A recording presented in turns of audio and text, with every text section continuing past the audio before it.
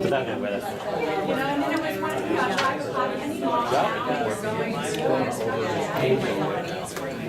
Although we don't really have,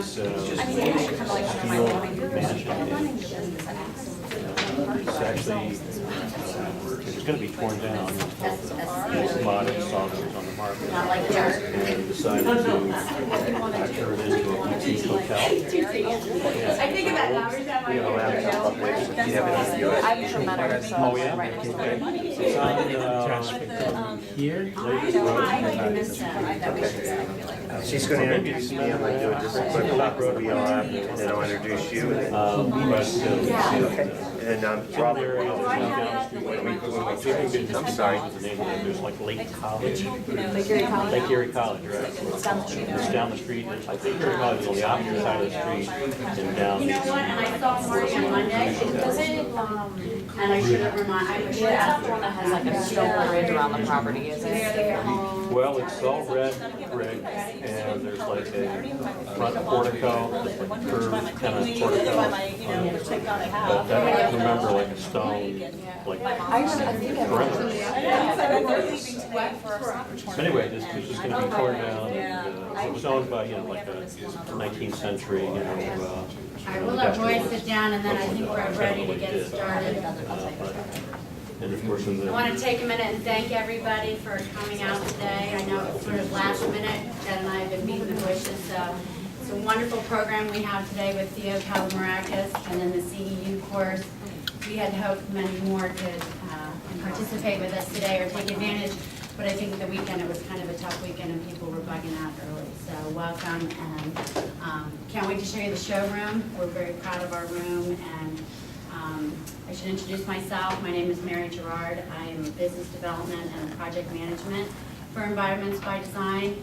It's a conglomeration of 25 different companies who come together in the design industry to work on different projects and make sure that we can address all the needs and do it in a timely fashion. And we can talk more about that as we go through the showroom. But I did want to take a minute and introduce Michael Pope. I have a script here, so pardon me for having to read it. It's been a crazy week, which has been good for us, but we've spent most of the time out of the office. Michael began in the custom installation industry 32 years ago as an owner of a residential and commercial security business. After the sale of that business, Michael founded Audio Video Interiors in 1990, and later its sister company, Safety Technologies, Inc., which specializes in security solutions. Michael's participation in industry boards exemplifies his dedication to both industries. Michael is on the board for CEDIA, which is Custom Design and Electric Installation Association, our industry's largest trade association. Michael is a past member of the board of directors of the Ohio Electric Life Safety and Securities Association and CEA, Tech Home Board of Directors. He currently chairs the Audio Video Retailer Division for CEA, and Michael is a CEDIA Designer Level 1 and is a theater certified home theater technician, or THX. What is that? Did I get that wrong? THX? Yes. It's a standard for doing, for replicating home theater to the same standards as a director. Apologize. I've just been with the company 4 months, so I'm learning all the ins and outs. Michael was presented with the 2012 Consumer Electronics Association Mark of Excellence Leadership Award for his contributions to the industry. So I turn it over to Michael. Thank you very much for attending. All that really means is I've been doing this a really long time. I should take the 32 years out part because it's really old. It's my pleasure to be part of this contest awards. It's our effort to introduce our up-and-coming designers and architect students into how to do a home theater properly. And we're very glad to put this on. Very thankful to our manufacturers who supported this, and Milo, who supports most of the manufacturers who are supporting this. And I'm very grateful for the students that are here today. Welcome, and also our professionals. I'm just going to spend a couple minutes because the real star of the show is Theo Kalomirakis for this morning. But I just want to tell you a little bit about our company, actually companies. We've been very successful in our businesses by practicing a design-first concept where we design things and then we sell them. And in our industry, that's a little bit different. Usually in our industry, a salesperson sells something and he takes it back to the installation department and says, here, make this work. And coming from an architecture training background, I know that most mistakes are made in the design. If you have a good design, an average installation company can execute it and make the thing work right. If you have a poor design, even a great installation company is going to be challenged. So that's kind of our mantra around here. And it carries through to all three companies. Environments by Design is a little different because it was a collaboration of about 25 specialty contractors who are all small artists and craftsmen in their own rights who have banded together to do design build projects. And we work with the design community. We have no exclusive designers in our group. We work with anybody in the trades. And we help fulfill design build projects and working together with partners. And they came together and helped us build the showroom that you'll see later. So we're a little different than most companies. One of the reasons we've done so well in the industry is because we have one of the best trained staffs anywhere, and it all follows through to our design first mentality.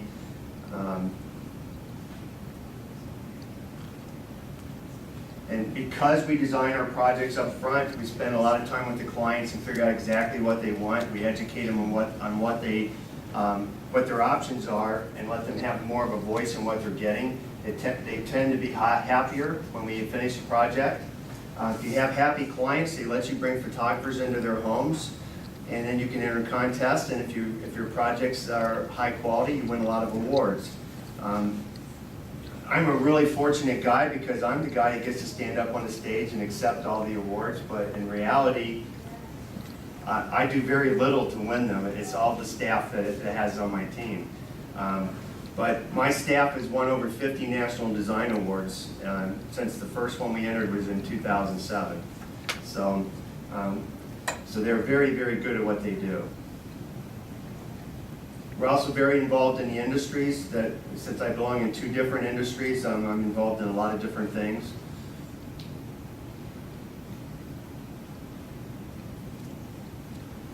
And we've had quite a bit of press coverage because of the work that we've done. And again, that all goes back to having a very talented staff. For the professionals in the room, if you have a project where you need a custom electronic professional on board, I can tell you right now there's no better place than right here with my staff. They are top notch. And yes, I'm a little proud of that. We kind of covered that. If you want to contact us, we're involved with all the social media. These are the things that we do from audio videos and residential side. Obviously, whole house audio, video displays and distribution, home automation, integrated control system. This is getting to be very big. Many of your clients are going to be really looking for connected home technology. So, and we excel at that. We are dealers for the three largest brands in that category: Control4, Savant, and Crestron. Literally can control an entire house from your phone. It's kind of amazing technology. But with all the commercials that your clients are seeing on TV, you can expect that this is going to be a hot topic as you move forward. Lighting control, that's a special place in my heart because after all the hard work we do in design and you do in the design community, someone can really mess it up by turning on a light switch at 100% intensity and washing out the whole atmosphere. So we're very big into lighting control and making our designs look the best they can look. Just about anything low voltage on the residential side. Commercially, we also do distributed audio and video displays, control systems, lighting, some of the similar things. We also do digital signage and distance learning systems, and of course, conference and training room facilities. Our sister company, Safety Technologies, kind of does everything that Audio Video Interiors does except for the security industry. We do all security systems, fire alarm installation, access control, CCTV, mass notification systems, and personal address systems and tracking systems. And then Environments by Design, again, is our, that's a very unique group of people. I've not heard of too many companies forming in that manner and putting together such an effort. It's been a really interesting experience. Most of these people, I would have to say, are more artisans and craftsmen than big business, but it's kind of what makes us special. These are some of the partners that we collaborated on to build our showroom. And of course, you're sitting in our design center, and this is our showroom. So if you need any way to reach out to us, these are the numbers you can contact us at. You will be on our mailing list. If you know of any other students who want to apply for the contest, we are going to be videotaping both training sessions on YouTube, so they can still register and take advantage of the training. And for the students in the room, I wish you all the best of luck. We had a great turnout last year as far as, those are the 3 award winners from last year. So with that, without further ado, I'm going to introduce you to Theo Kalomirakis. We are very fortunate to have him here today. Theo and I have been in the industry a long time. Theo is known as the father of theater rooms. He probably he invented the category. He's out of New York City. And he was one of the first people that kind of took that theater experience that we recognize from the movies and brought it into the homes. And it was very unique at the time, and it caught on an entire category that still thrives today. And Theo's working on a project with us here in town, so we were very fortunate to be able to coordinate this meeting. So he's, without a doubt, he's a very interesting man. He's done some very great projects, and I can't wait to hear the presentation. So without further ado, Theo Kalomirakis.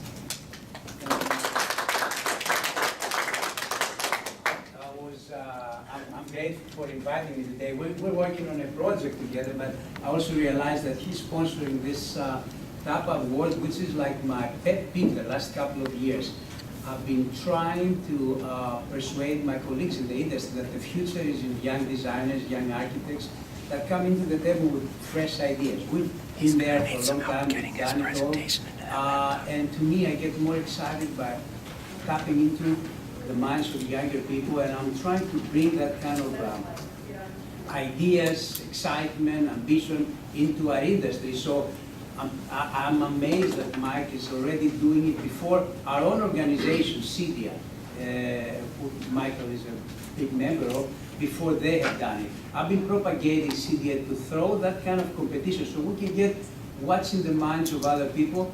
And they haven't been doing it, so I'm curious to Mike for doing it. And the reason why it's important to reach out to younger people, designers, architects, because home theater is not just about design. It's about integration of design and technology. Designers understand design very well, but they need to know the limitations of the design when it has to be functioning hand in hand with what the technology is, the sound, the speakers, the projector, the sight lines, the room isolation, the room acoustics. These are all very important things that make the room not just look good, but function well. And the only way to accomplish that level of interaction between the design technologies is to work with people like Mike that understand technology. I have steadfastly refused to deal with technology on a personal level. I mean, clients said to us, why don't you just do the whole thing, the electronics and the design? That's not the way to do it. Architects deal with architecture, designers deal with design, integrators deal with electronics. Why would I need to step on their toes? I don't want them to tell me what I do with design, then I'm not going to tell them what to do, but I respect what they do. And sometimes there is a little bit of, I wouldn't call it struggle, but there is also give and take. There is give and take. They have their own ways of doing things. I have my own ways. The best results come when you understand where the technology comes from and then follow them. And from the other hand, the technology supporters have to understand our requirements as designers. I cannot tell you how many times in my life I have seen great designs with big designs that was working on other projects, and they are ineffective because they miss some very simple things. You have big name designers that are working some projects that they think they know everything better than anybody else. So you go into the room where the client spent $200,000–300,000 for a very sophisticated sound system, and you see literally leather in front of the wall speakers. Of course, you cannot get the sound come out from leather. You're gonna get that kind of effect. But for some designers, and I have name designs that told me, but it looks great. Who cares if it looks great?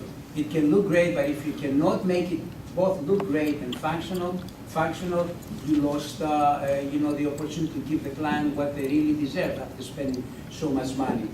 A typical, I've spent so much time describing the mistakes that designers did that I did it first.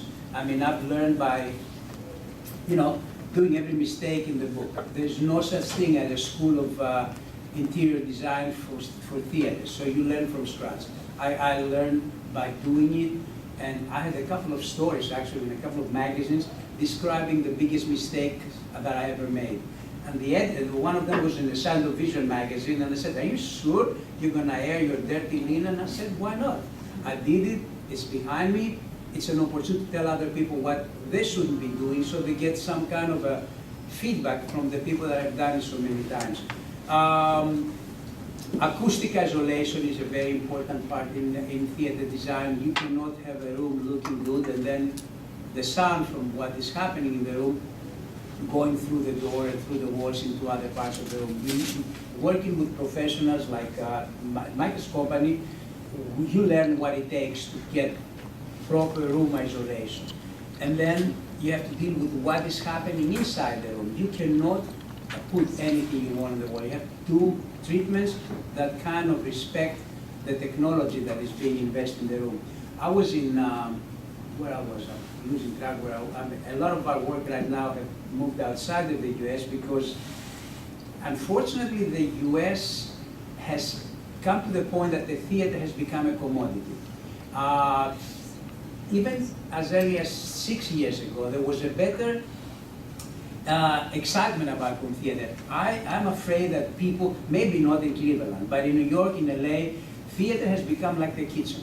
You have to have it because it's part of the house, and the excitement and the innovation that you invest into the design has gone out the window. So you get pretty standardized designs that more or less all look alike. You have columns, you have panels, you have columns, you have panels. That's the standard vocabulary of theaters, and nobody really tries hard to break that mold because it's like a kitchen. You're gonna choose one style or another style, and you're not reinventing the wheel.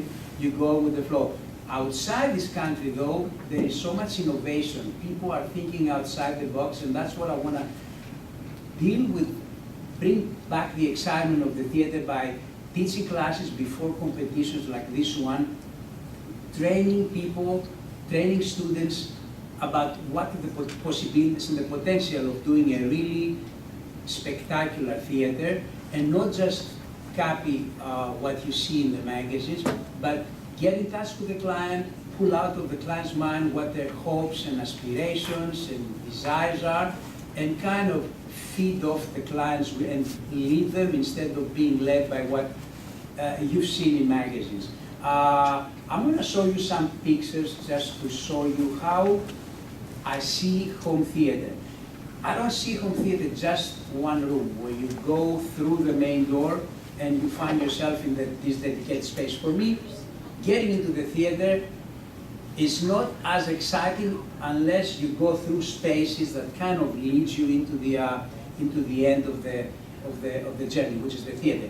And these spaces are lobbies, inner lobbies, outer lobbies, and they don't have to be a lot of space. You can get the impact that you leave in the house behind and you go to a special space with just two or one small anteroom that kind of makes you feel like you left the house behind and you get to the room. So for me, lobbies, entries are as important in creating that kind of magic, that experience as it is the theater itself.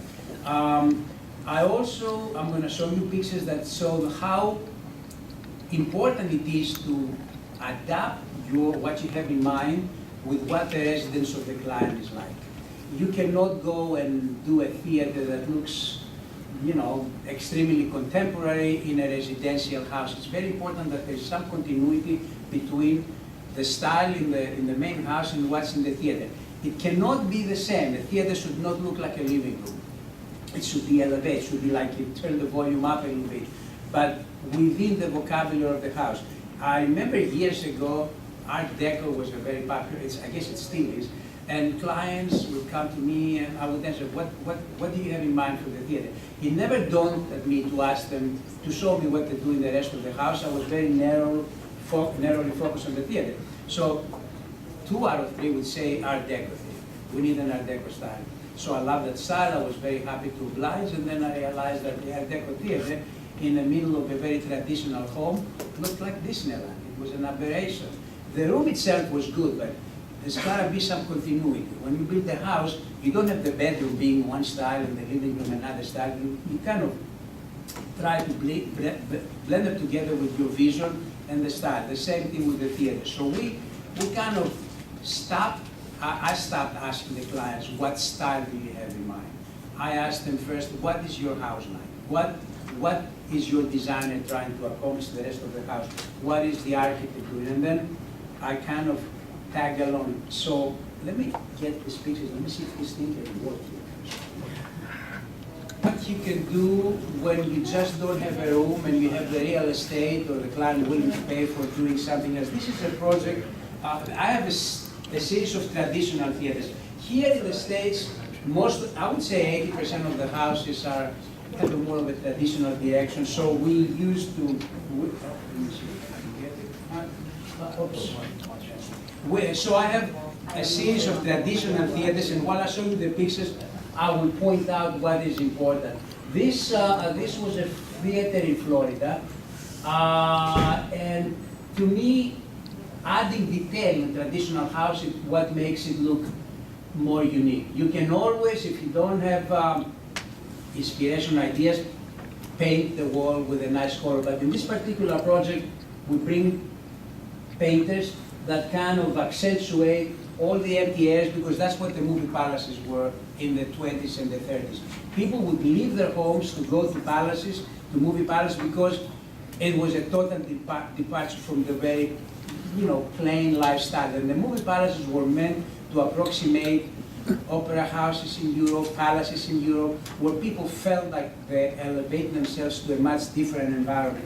And those theaters set the stage for very, very high-end design. And you have a lot of these theaters here in Cleveland. One is the, what is the main street that has 3 or 4 old theaters? Playhouse Square.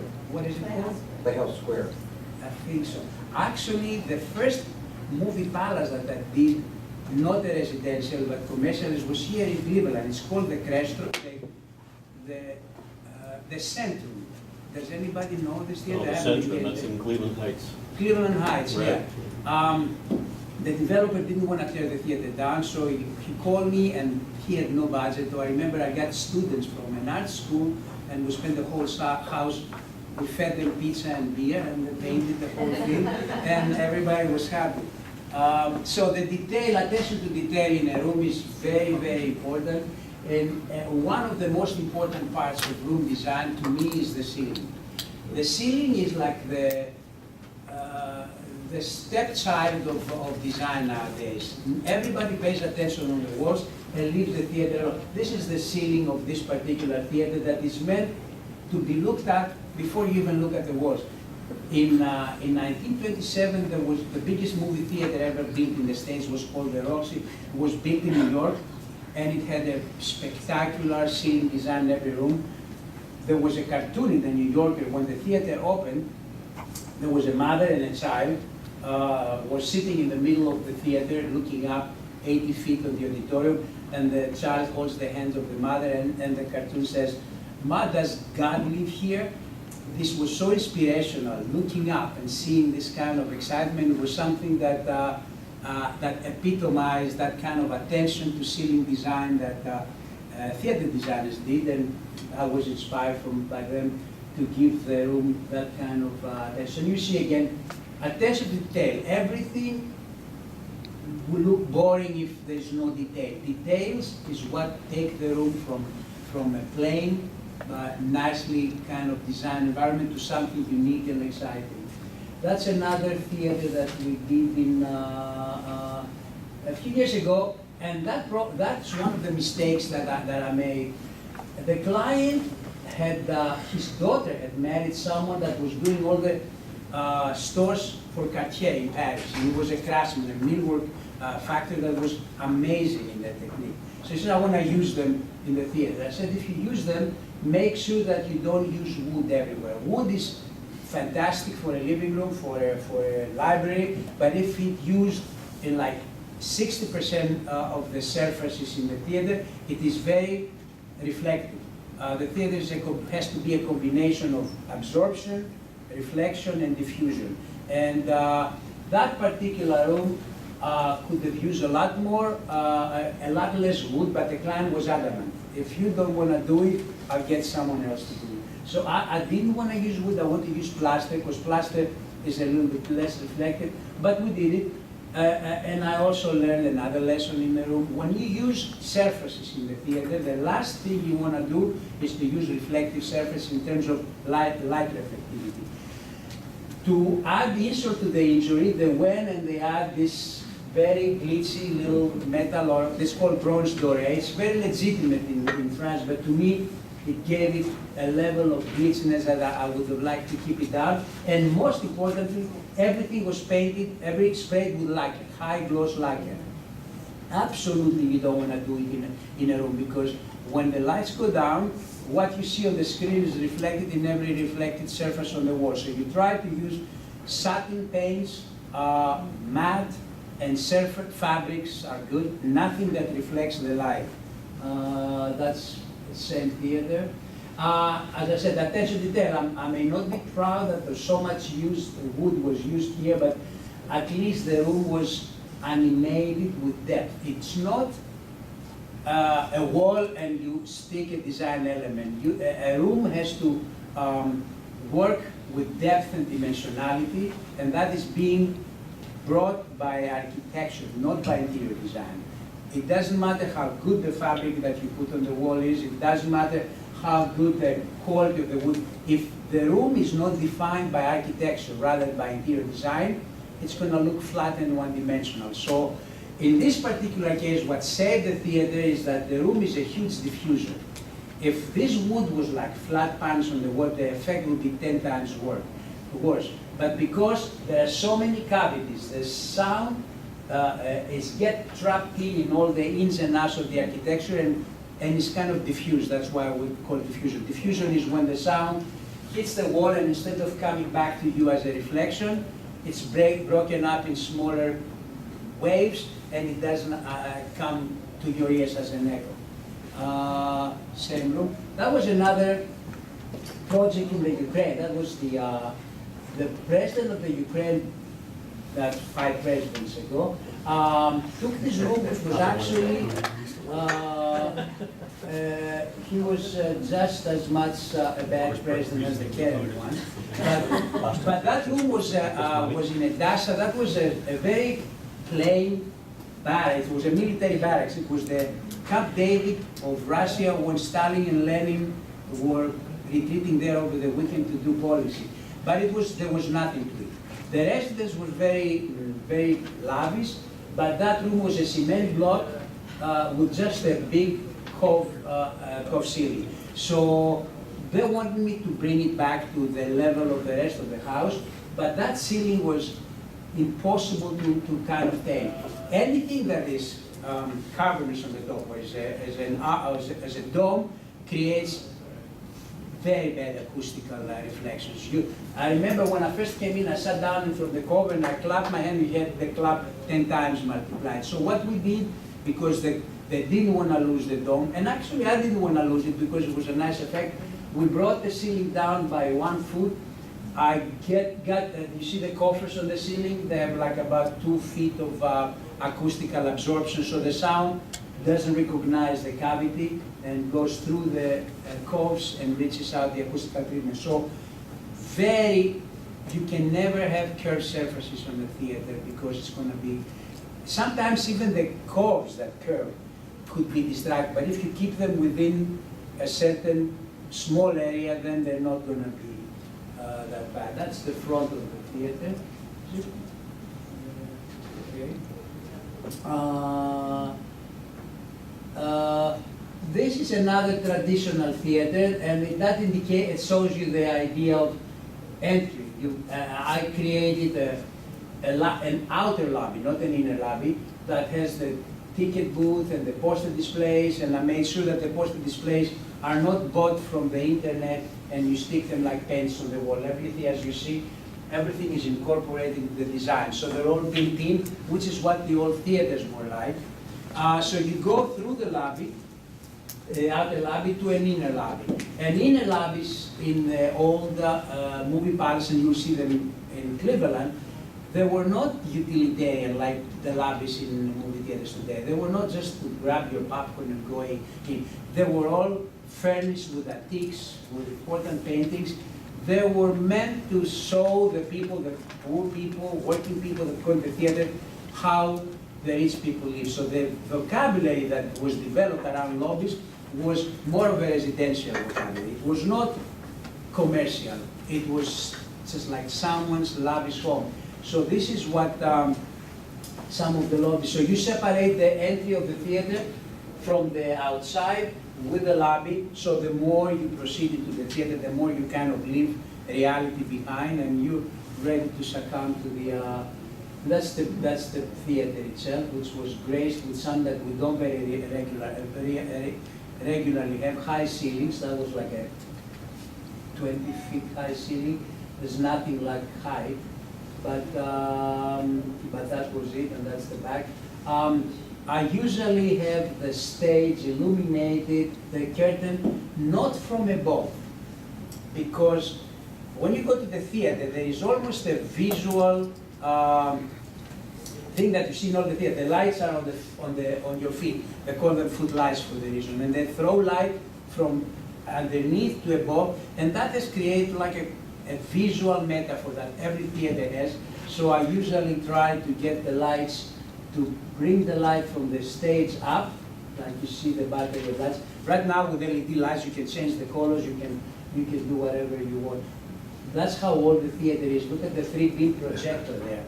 That's about 10 years old. Oh no, more than that. But this is traditional style.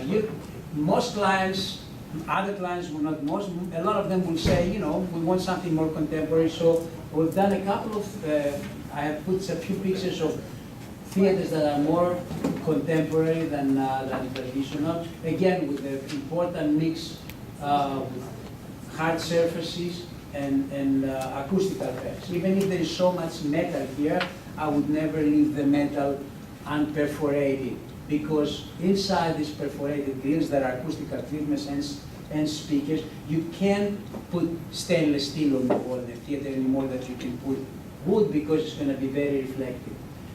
That's another theater that I did very recently, where the columns on one side are mahogany and on the other side is fabric, grill with fabric, and all the treatments and all the lights and all the speakers are behind, but you have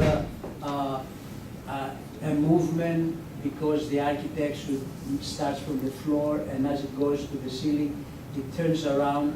I don't know if you can see it. No, this is, it's the photograph is with my iPhone. It hasn't been photographed yet. And some clients don't let you photograph the theaters because they're very private, and I used to put my foot down, and I used to tell people that if I cannot photograph it, I don't want to do it, because that's what shows what to do. And sometimes I won, sometimes I didn't. But this one I have photographed yet. This is the first. Mike knows I'm working with IMAX to bring in the size of IMAX screen into residencies. Now this is a very big screen. It's a 30-foot wide screen, and it's a 20-foot wide room. But that's the first one that we just finished in LA for Seth MacFarlane, the guy that is the Family Guy. And it turned out very nice. The idea of IMAX is a screen that goes from floor to ceiling, from wall to wall. So your entire vision is engaged by the size of the screen. It's the difference between looking the world outside the window by sitting 5 feet away from the window, and or being up against the glass pane and looking the world without the peripheral vision being interacted by something like this. That's another contemporary theater work. We played with the lights, the LED lights that change color, and you can pre-program it. Right now with technology like Crestron, Savant, Control 4, you can do any infinite combinations with the light. Light is, to me, the most important part of interior design, because it gives character to the architecture, and sometimes the lighting itself is the starting part. That's another contemporary. This is a Chinese theater. I had a client in Nashville, Tennessee that about was 5 years ago. That's the lobby to the theater. He says, I want a Chinese theater in my house. I said, are you crazy? What is a Chinese theater? Chinese theater is Chinese restaurants. What are you going to do with it? Are you going to expect me to put red lanterns over the ceiling? And he says, no, I want a Chinese theater and you can do it. I said, I can. I mean, I don't know how to. I don't want to embarrass myself. He says, you lazy. Go out and look what Chinese did years ago and tell me if it's Chinese lantern. So I took it to the task, and I went to the New York Public Library, and I found out that during the 12th and 13th century, there was an incredible architecture in China based on wood. So I got elements from the architecture and adjusted into the design, and we came in with something that is, I don't even know, very intricate, very detailed, but as authentic as you can get, because I didn't improvise. When you deal with a historical kind of environment, the worst that you can do is to kind of reinvent the wheel. These guys, if you do Art Deco, if you do traditional, you can rearrange the elements, but you cannot bring new elements. You cannot improvise at the expense of the purity of the architecture. And this, I was very proud that it got very close. There's actually an interesting thing. When I finished the theater, there was a big a hallway that leads into the theater, and then you make a left, and the client wanted a big statue. He says, you know, go find me a Buddha. So I went to the internet and I did a little research, and I came back with 4 different statues that were like $4,000, $5,000. He says, why do you hate me? I said, what did I do? He says, $4,000, I spent $1 million for the room and you give me a $4,000 Buddha? So what did we do? So he took me with his plane to Sotheby's in London, and $1.5 million later, we got the Buddha that was probably more expensive than the whole theater. But that's, I'm bringing it up because really you need to listen to your client. You need to know what inspires them. You become a vehicle for bringing into the surface and what is inside the client. I think that is, of all the things I've learned over the years, is learn to listen to the client and guide them gently. If they say something that is not right, they're going to hear it from me first. I had this lady in Tampa, Florida, and she said, I interviewed, she says, what do you have in mind for the theater? She says, oh, I want the Acropolis. I said, what? The Acropolis? I was born in the Acropolis. I wasn't going to deface my heritage by giving them a fake Acropolis in the house. But I told her, what do you mean the Acropolis? I was in a disbelief. She said, the Acropolis, like the Versailles. The Versailles, she meant the Versailles. Now, what is the relation between the Versailles and the Acropolis? Your guess is as good as mine. So when you get clients like that, you have to kind of discipline them in a nice way. You're not going to tell her to her face that you don't know what the hell you're doing, but almost close to that.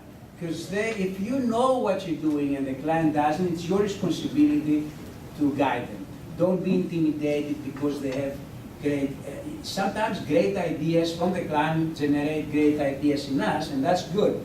But the good comes to that. This is a client that had done another theater, wanted to do, had a little garage that had his antique car collection, and he wanted to have a space for the kids so they don't go into the main theater. So he says, why don't you just do me a drive-in?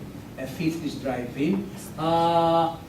But the client was very cheap, like a lot of the clients and ourselves are. So he didn't want to cut an antique car in half and do it. So I did some research, and I think it was in the Philippines. I found a factory that refurbished parts from old cars, and they were very inexpensive. They were like $3,000 a seat.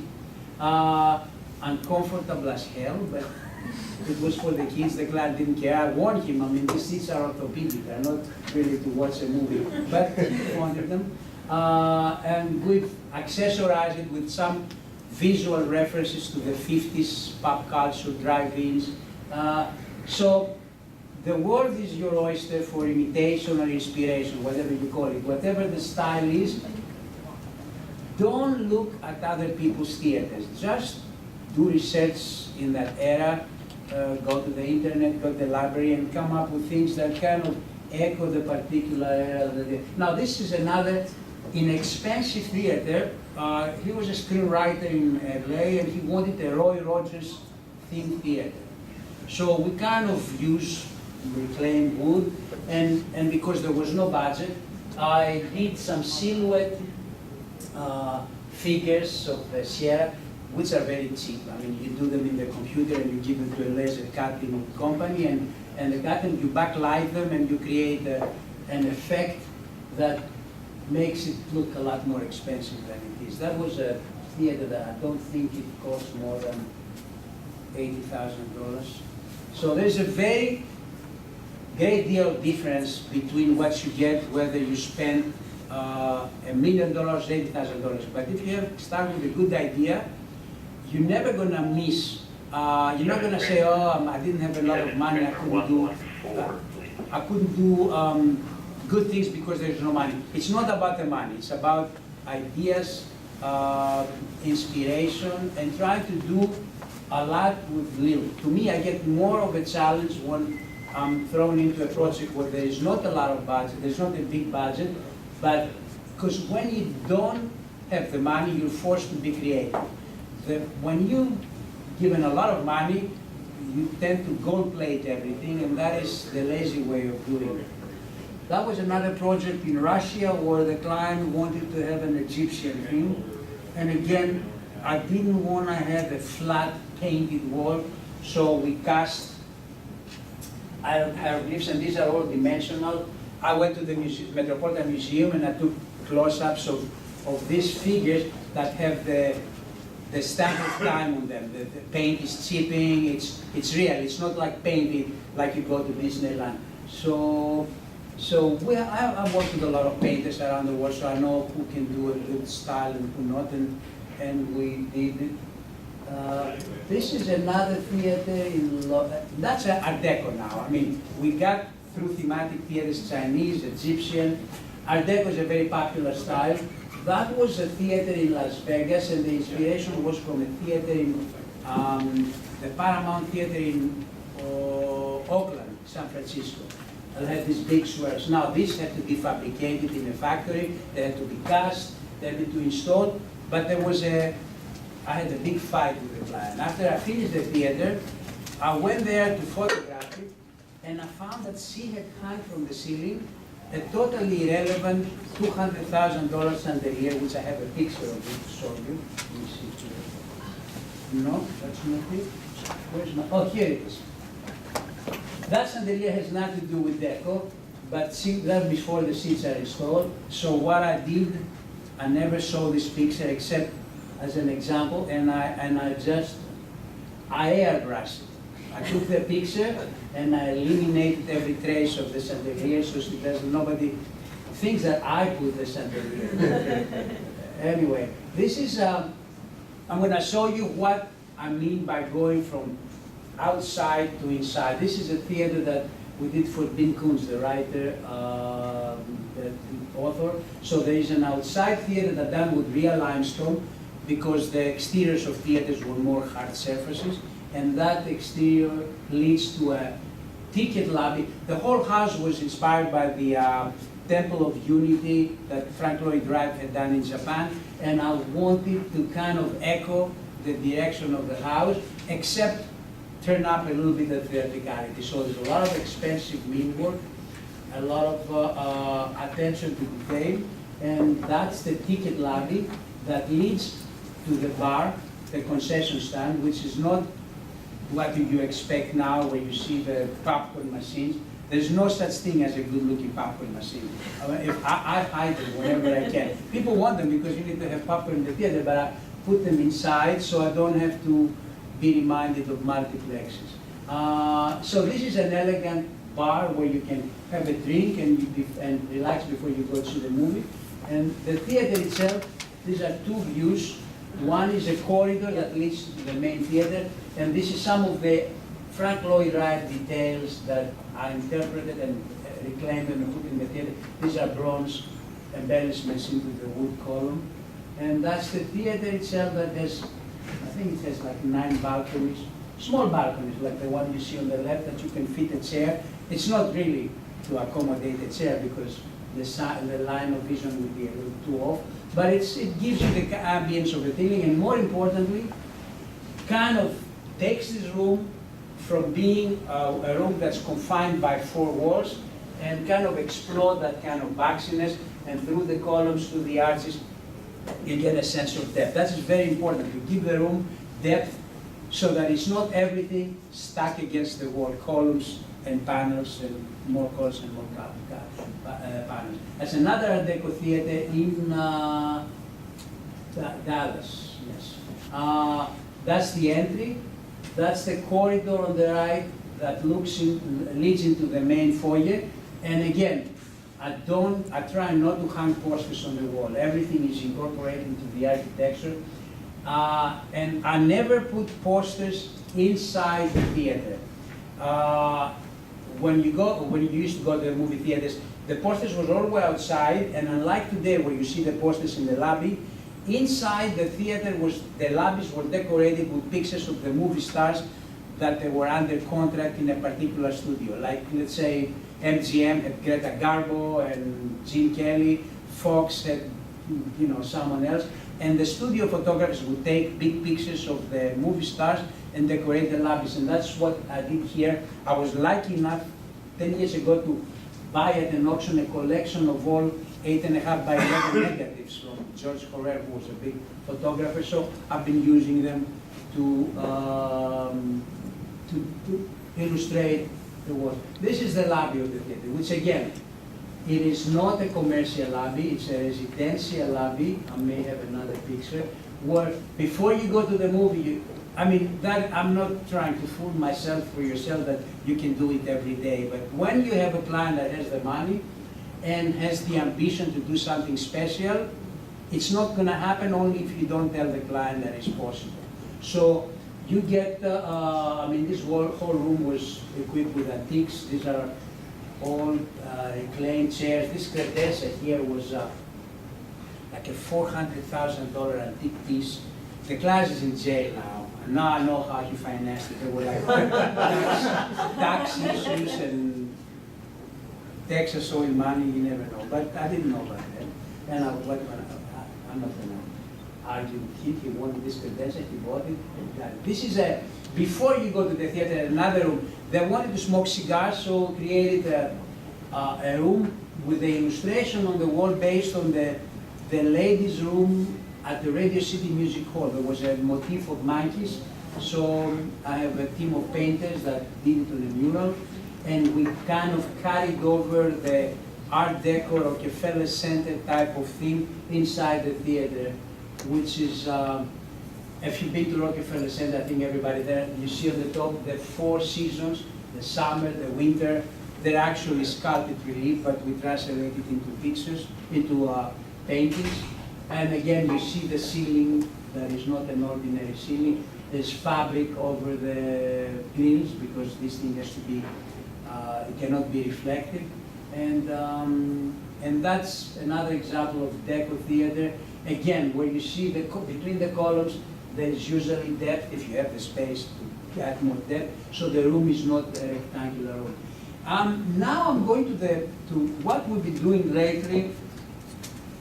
The more you expand your canvas, the more you find out that you can do more things. This particular client in California, had a lot of memories from his childhood in Illinois somewhere, and he wanted to create rooms in the lower level that he could keep his collection of jewelry, his collection of autograph pictures from movie stars.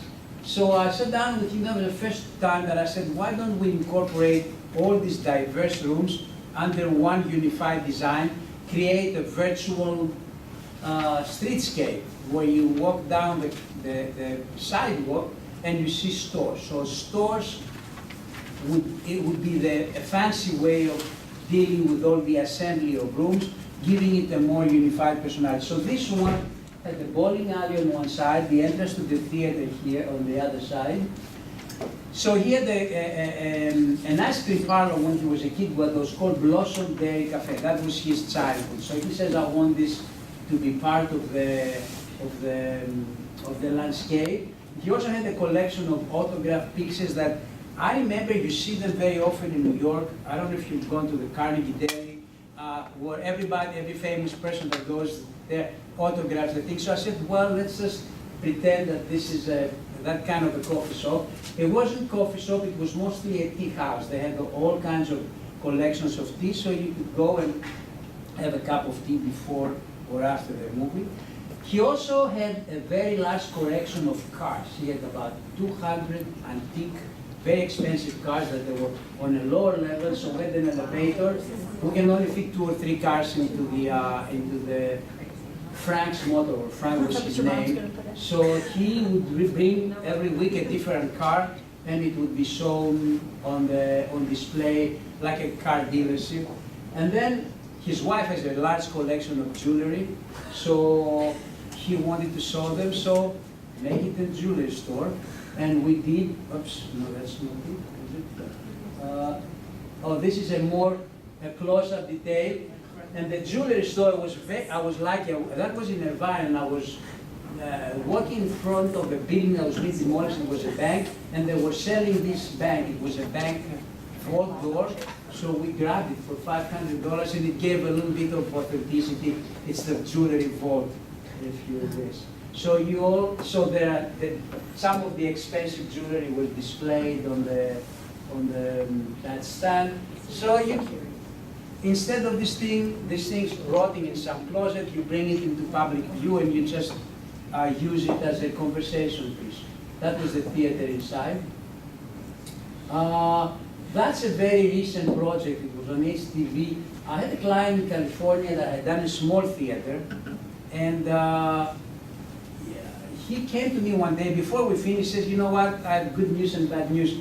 I said, what? Give me the bad news first. He says, we're not going to finish the theater. The good news, though, is going to be paid. I said, I don't care about being paid, but why? He says, because, I've been waiting to do something grand in my space. He had just read about me and said I was 3 years until I had real money to put in the theater, so I'm not going to stick you in the 7-foot-high basement. So what he did is he bought 2 complete lots next to his house. And he says, go there and have fun. I was just totally overwhelmed. It never happened again, and it probably won't happen. So the house was an Italian house, because the whole community in LA, and I'm sure here, gated communities have to conform to a particular style. So that was an Italian-made house. So we got to build an open square with guest houses, 3-story, real guest houses, not fake. Their architect and designer did the interior. I just stayed focused on the lower level, which has a pizzeria with tables to eat outside, a disco here, which is a recording studio, and it's also a performing stage. An arcade, the client had a very large collection of antique arcade machines. So the same concept. Talking to the client, you understand what it resonates with them, what really makes them happy, and you kind of synthesize them. And that's what we did in this project. That's outside the cafe. That's from the arcade. You leave the entrance to the theater. So the theater is part of the square. And then you go in and you go to the lobby, you go to the bar, and then you go to the auditorium. Let's see. That's at night. You see the disco floor inside. It's a big LED display on the floor that comes with the music. That was a very elaborate light to illuminate the stage. I may have a picture of the stage. No, it's at night. Another thing that I usually do, when the project is very ambitious and complex, I don't try to do everything myself. Like, you don't want to try to be audio-video integrators. I don't try to be a lighting designer when the light design in particular is so complex. I don't do the acoustics. I work with either the audio integration company that has an acoustical consultant or bring acousticians. In this particular case, I worked with this guy, Howard Warren, who did the light effects in Spider-Man. And he came and I told him what the vision is. At night, this needs to look like a public square, where every building is architecturally lit properly. But I don't have the time, and actually, it would be too boring to go out and find out what light fixture will achieve such and such effect. You explain to your consultants what you have in mind, and they go out and source it, and they do it, just like when you do in a movie. When you, let's say, if you work in a movie, you're not going to do the photography yourself, you're not going to do the costumes yourself. So I have no problem bringing experts to kind of complement the vision of putting this whole thing together in a way that it'll be a lot richer and more safe than if I try to do everything myself. This is that's a very poor picture because it wasn't accessorized yet. But that's a pizza. It's a very expensive, very full functioning wood burning pizza. That's the stage of that stage that we see to the left comes down, and the room becomes a dance floor, and it goes up, and it has a probably $200,000 lighting technology, fog machine and strobe lights. So it's really a fully functional.